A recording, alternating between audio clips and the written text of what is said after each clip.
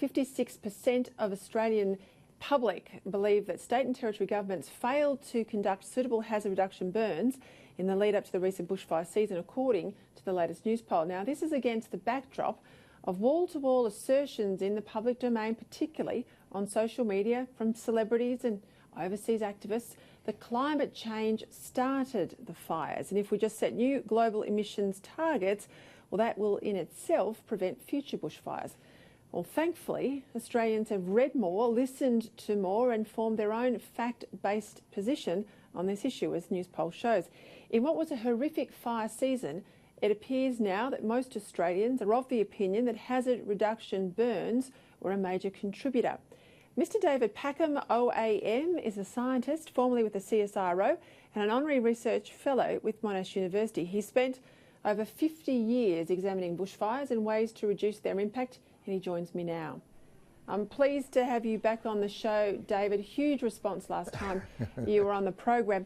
I would like to say I wasn't surprised by those statistics to say 2/3 of Australians understand that bushfire reductions, or not enough bushfire reduction burns, contributed to the fires more than any other issue, including climate change.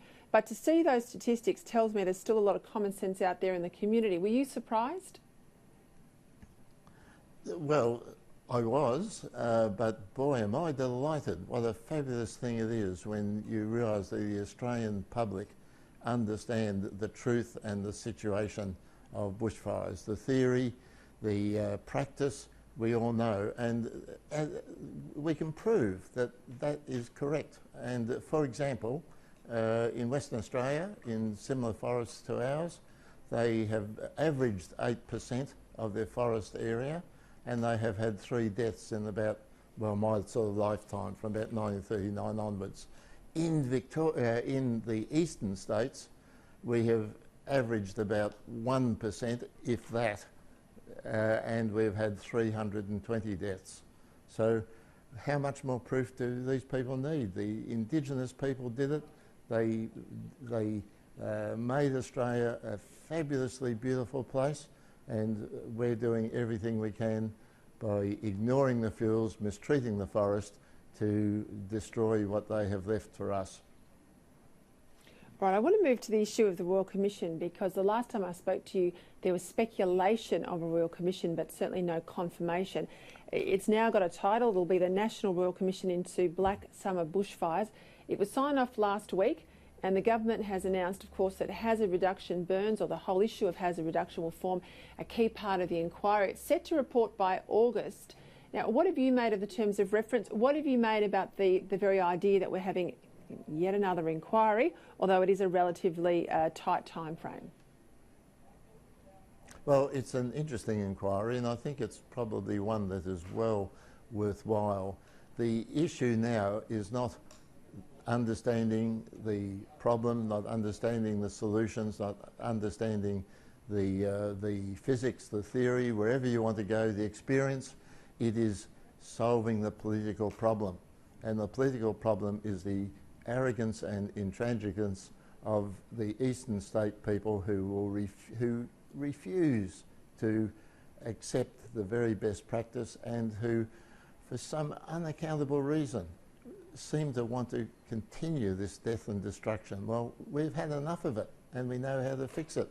So let's fix it, and if we can tackle the political problem, and the Commonwealth has got the capacity to put the pressure on to ensure that we do make Australia healthy and safe again.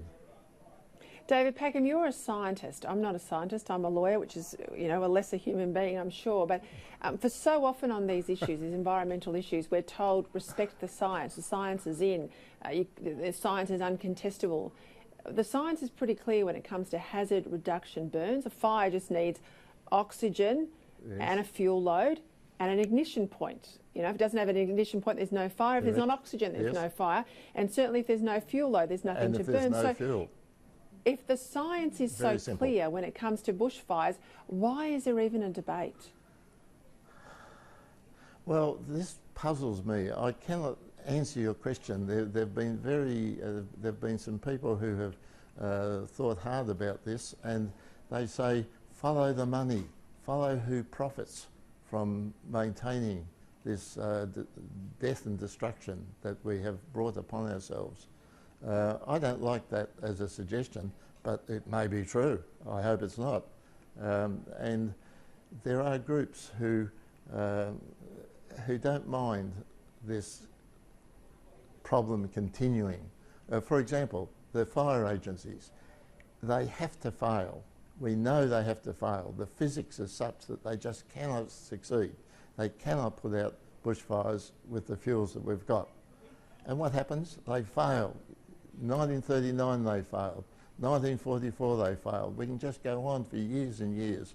And every time they get more resources and, well, if you really want to be cynical and cross, which I am, more brass buttons, but the fires couldn't care less and they just keep going because of the fuel.